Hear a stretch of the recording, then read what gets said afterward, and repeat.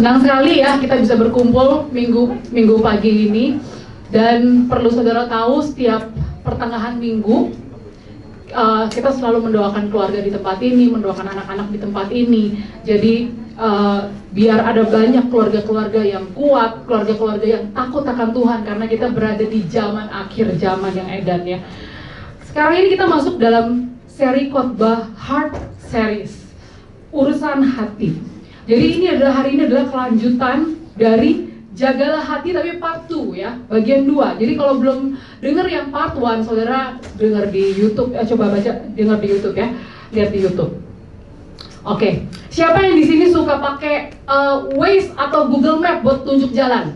Siapa? Wah, hampir semuanya ya, sama ya. Saya juga, kadang kita udah tahu ya, kita mau tujuan kemana, tapi saya tetap nyalain Waze. Kenapa? Biar tahu ya, kadang sampainya berapa lama, kadang lewat sini macet gak ya, atau kadang-kadang dikasih tahu loh, ada polisi katanya di pojokan situ. Waduh, penting ini ya, walaupun kita semua taat hukum, tapi deg-degan ya tiap kali disuruh minggir ya. Kalau ada yang suruh minggir, kita agak deg-degan gitu ya. Jadi pernah beberapa kali saya lihat jalannya Waze nih tunjukin jalannya yang berbeda gitu ya. Saya nggak ikutin jalan yang ditunjukin Waze, karena menurut saya lebih tahu. Jadi saya ikutin jalan saya, malah akhirnya nyasar karena ternyata memang lagi ada tutup jalan gitu. Jadi karena saya nggak mau ikutin, akhirnya saya nyasar dan saya akhirnya meetingnya jadi telat. Sama seperti hati kita. Hati kita udah tahu nih kita tujuannya mau kemana. Kita udah tahu nih ini baik, ini nggak baik. Tapi seberapa banyak dari kita masih suka nyasar? Seberapa banyak dari kita malah kita jalan ke jalan yang salah? Kita udah tahu tujuan kita, tapi kita malah muter-muter, kita ke jalan malah ke arah yang sebaliknya. Kita tahu ada istilah follow your heart, ikuti kata hatimu. Tapi hati ini bisa dipercaya nggak sih? Kalau Alkitab itu sebenarnya dari perjanjian lama, perjanjian baru, mereka ada yang bilang jangan ikutin hati. Hati itu soalnya penuh dengan deceitful, jadi nggak bisa dipercaya gitu ya. Tapi ada juga yang bilang kasihilah Tuhan segenap hatimu. Jadi hati ini tuh sebenarnya bisa dipercaya nggak sih? Memang kalau saudara di sini semua pasti sudah terima Tuhan Yesus, jadi sudah lahir baru, ada Roh Kudus di dalam kita. Tapi hati ini masih bisa dipercaya atau enggak? Follow your heart. Hati ini bisa dipercaya enggak? Masalahnya adalah kita semua yang sudah lahir baru masih ada kebiasaan lama kita yang kita bawa. Masih ada kedagingan kita nih yang kita bawa. Masih ada pola pikir kita nih, habit kita di masa lalu yang kita bawa. Karenanya kita nggak bisa percaya sama hati kita. Karena kalau kita masih ikut, kita lahir baru tapi kita masih habitnya sama, pola pikir yang sama, akhirnya kita nyasar, tetap nyasar. Kita tetap jalan ke jalan yang salah. Jadi sebelum kita follow our heart, kita mau ikutin kata hati kita harus pastikan tujuan hati kita itu sudah benar. Kita harus pastikan hati kita ini diisi dengan kebenaran, pola pikir yang benar, supaya kita bisa bedain yang mana yang buruk, yang mana yang baik. Sekarang ini orang sepertinya udah nggak bisa punya discerning spirit, nggak bisa membedakan ini baik atau buruk. Zaman sekarang orang sudah begitu. Kenapa? Karena hati ini diisi sama apa? Kita tahu di Amsal 4 ayat 23 katakan ayat yang sebelumnya, jagalah hati dengan segala kewaspadaan, karena dari situlah terpancar kehidupan. Jadi kita tahu ternyata hati ini yang menentukan pikiran hasil akhir kita, keputusan kita, kehendak kita mau kemana, hati yang menentukan. Karenanya kita harus jaga hati kita. Jadi kitab Amsal ini sebenarnya mengajarkan kita semua untuk kita tuh lebih berhikmat. Kita belajar dengan lebih berhikmat. Minggu kemarin itu kita sudah belajar kita jaga hati itu dengan 2 cara. Yang pertama, jaga apa yang kita dengar. Yang kedua, jaga apa yang kita perkataan mulut kita. Hari ini kita akan lanjutkan yang ketiga, kita jaga mata kita, apa yang kita lihat. Yang keempat, kita jaga jalur tujuan kita. Yang kelima, kita jaga langkah kaki kita. Kita masuk ke poin yang pertama, jaga mata kita, apa yang kita lihat. Kita baca sama-sama ya. Amsal 4 ayat 23, biarlah matamu memandang terus ke depan dan tatapan matamu tetap ke muka. Matamu memandang ke depan. Kebanyakan dari kita mandang ke depan ya, tapi depan HP. Sekarang ini HP itu sumber teknologi yang tercepat ya, tapi lebih banyak dampak negatif sebenarnya daripada positif. Saudara tahu di tahun ini Elon Musk baru aja membawa Starlink ke daerah pedalaman Amazon. Jadi Starlink ini adalah akses internet yang high speed banget. Jadi Amazon ini adalah salah satu tempat yang terpencil di dunia. Daerah ini tuh nggak ada akses internet sama sekali, mau telepon aja susah. Jadi nggak ada. Tapi sekarang ini karena dikasih ada satelit Starlink, jadi mereka bisa high speed internet dan jadi ada air ambulance. Jadi kalau ada perlu ada ambulans udara gitu ya. Tapi baru berapa minggu dikatakan anak remaja, mungkin masalahnya sama dengan kita di perkotaan yang selama bertahun-tahun, tapi mereka di Amazon, di pedalaman suku-suku, baru berapa minggu dikasih akses internet. Akibatnya apa?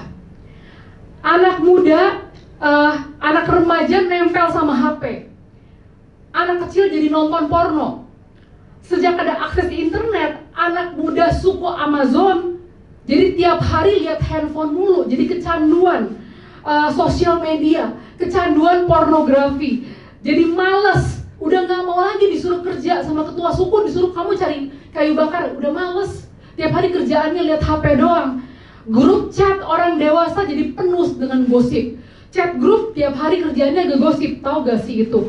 Terus yang adultnya di situ main video game karena baru masuk high speed internet loh, bukan internetnya yang loading gitu, tapi begitu cepat mereka bisa main video game yang sekarang banyak kan sadis-sadis ya, video game sadis-sadis, dan akhirnya buat ada perubahan tingkah laku di anak-anak dewasa mudanya. Kenapa kok jadi pada kasar ya? Tingkah lakunya jadi agresif, jadi kasar. Jadi berubah. Akhirnya sama kepala sukunya akses internetnya itu dimatikan, dan kalau enggak dilimit. Satu suku itu bisa ngamuk ya. Akhirnya dilimit pemakaiannya. Karena begitu parah dampak negatif yang didapatkan daripada dampak positifnya. Apa sih yang saudara lihat sehari-hari? Kalau anak saya sudah mulai teenager ya, sudah mulai remaja, saya bilang sama dia, kalau kecanduan porno itu bukan cuma satu kali aja, satu kali kamu tobat selesai, enggak. Kecanduan porno itu adalah perjalanan. Kalau saudara sudah pernah masuk ke dalam kecanduan pornografi, ada perjalanannya.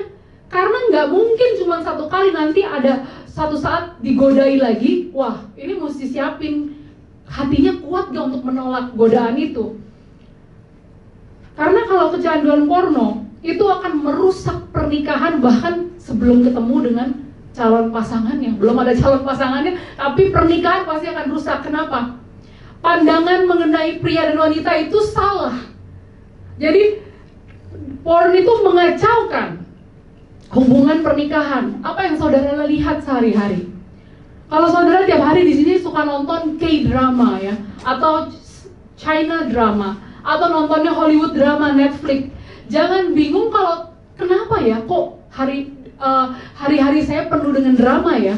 Saudara bingung karena di drama biasa kita tahu ada masalah, atau biasa kalau kayak di K-drama pasti romantis, kemudian mereka tidur bareng, kemudian mereka melakukan hal-hal kayaknya bahagia sekali di dalam pernikahan. Coba di sini yang sudah menikah, apakah benar pernikahan itu begitu bahagia, romantis seperti di film-film? Di sini semua udah pada nyengir nih yang udah nikah. Jadi pernikahan itu bahkan di dalam film-film itu tidak seindah yang difilmkan, karena tujuannya kan untuk menghibur, ya, tujuannya menghibur. Jadi ada beberapa hal yang kita pikir normal untuk dilakukan, pikiran kita jadi di brainwash. Oh, seks itu biasa, seks luar nikah itu biasa. Romantis kalau pacaran itu pasti biasa. Itu harus ada. Padahal belum tentu. Menurut Korea Social Survey tahun 2022, Korea Selatan dikatakan mempunyai tingkat pernikahan yang terus menurun. Padahal ini asalnya romantisme percintaan. Jadi tingkat pernikahan terus menurun dan dikatakan tingkat kesuburannya pun di slide berikutnya adalah yang terendah di dunia. Bayangkan, bukan hanya tingkat pernikahannya turun, orang-orang pada mulai nggak mau nikah, tapi udah nikah pun nggak mau punya anak. Tingkat fertilitasnya terendah. Mungkin banyak yang berpikir harusnya di negara pencetus drama romantis, harusnya tingkat pernikahannya tinggi, fertility-nya tinggi. Ternyata enggak. Ini adalah kenyataan.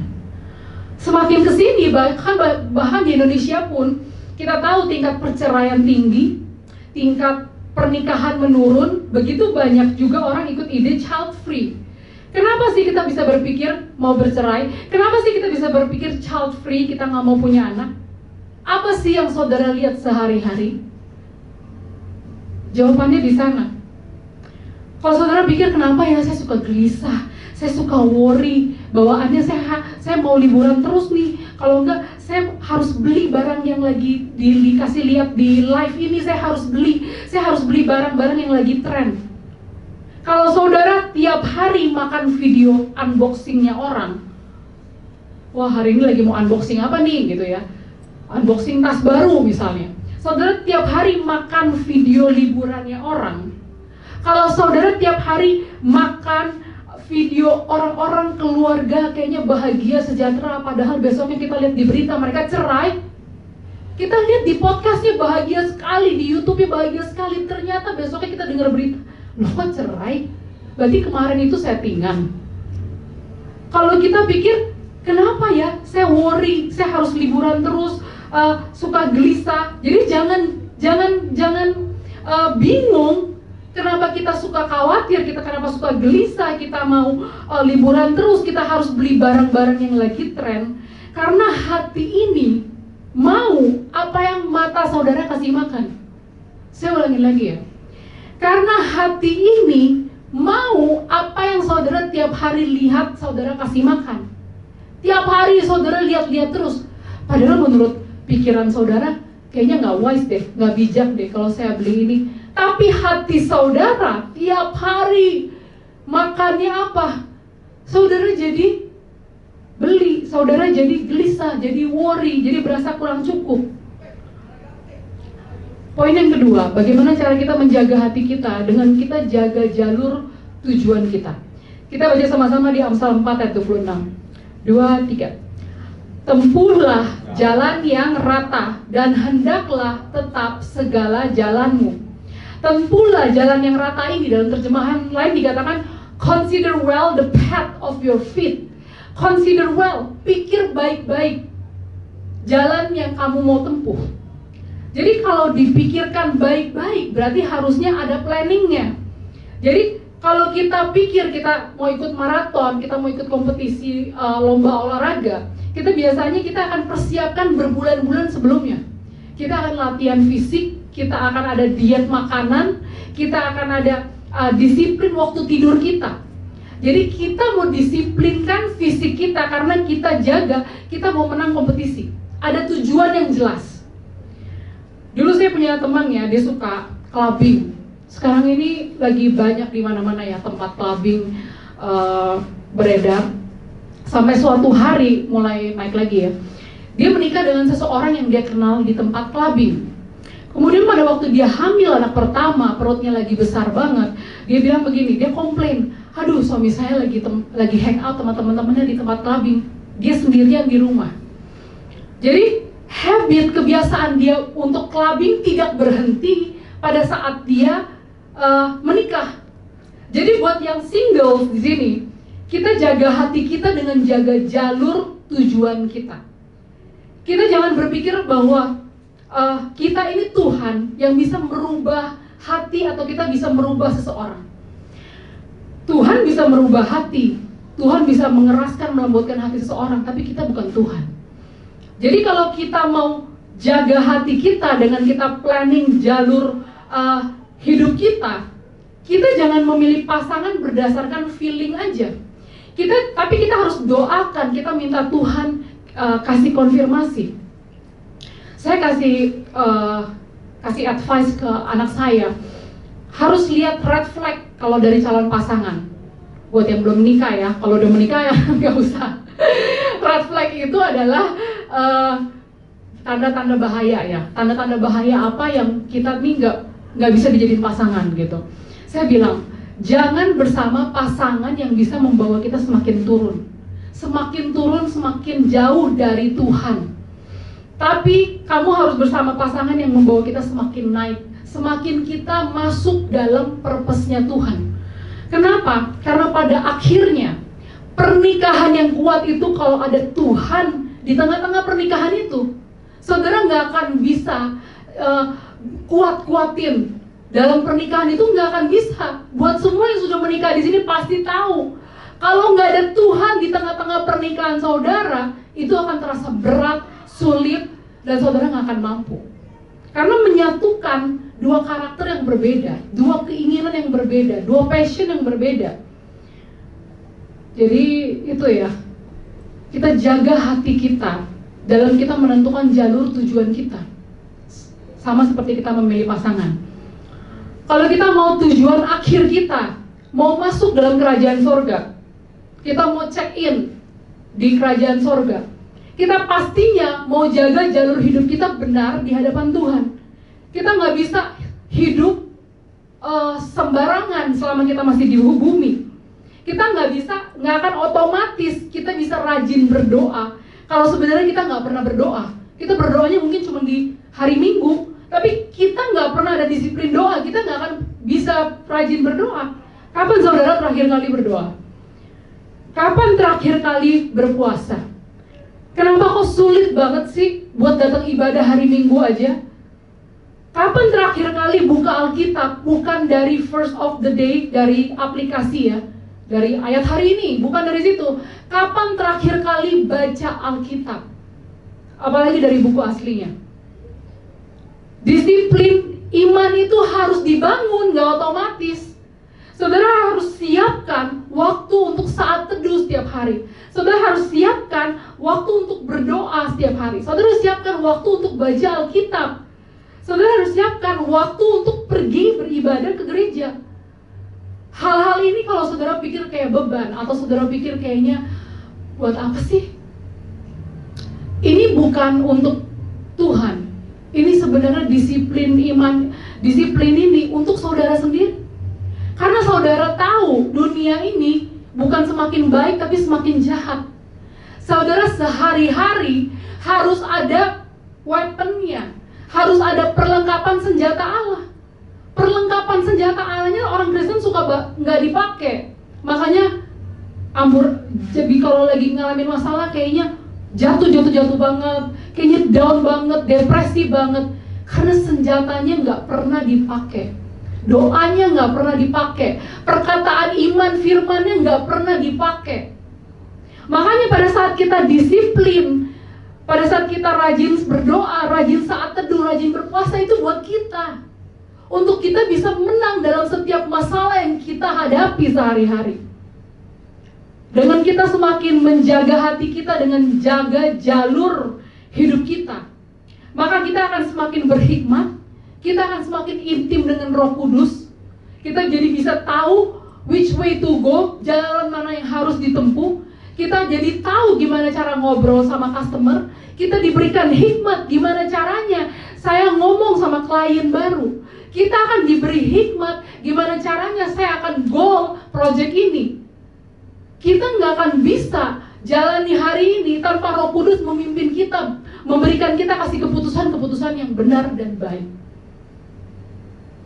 Setelah itu saudara harus pastikan tertanam dalam gereja lokal, kemudian ikut melayani, aktif dalam kegiatan gereja, karena Alkitab katakan apa? Di dalam gereja Bukan semua gereja ya, gereja yang Tuhan berkenan. Dikatakan alam maut atau setan tidak akan bisa menguasainya. Kalau saudara berada di dalam satu gereja yang benar-benar Tuhan berkenan, akan ada urapan, dan di situ setan nggak akan bisa menguasai saudara, karena ada protection, perlindungan secara umum dari satu gereja. Kita jaga hati kita dengan kita jaga jalur tujuan kita, tujuan hidup kita. Yang poin yang terakhir, kita jaga hati kita dengan kita jaga langkah kaki kita. Kita baca sama-sama ya, Amsal 4 ayat 27, 2-3. Janganlah menyimpang ke kanan atau ke kiri, jauhkanlah kakimu dari kejahatan. Kita harus tahu kita tuh lemah di mana sih. Kita harus tahu kita itu hang out sama siapa sih, orang seperti apa sih yang kita temenin. Ada beberapa orang yang saya kenal, rajin pelayanan, ada yang biasa-biasa aja jemaat, menjauh dari Tuhan, gak ibadah lagi. Hanya karena apa? Kristal. Hanya karena dia ada tahu satu olahraga, apa itu namanya, saya lupa, ting-ting gitu ya.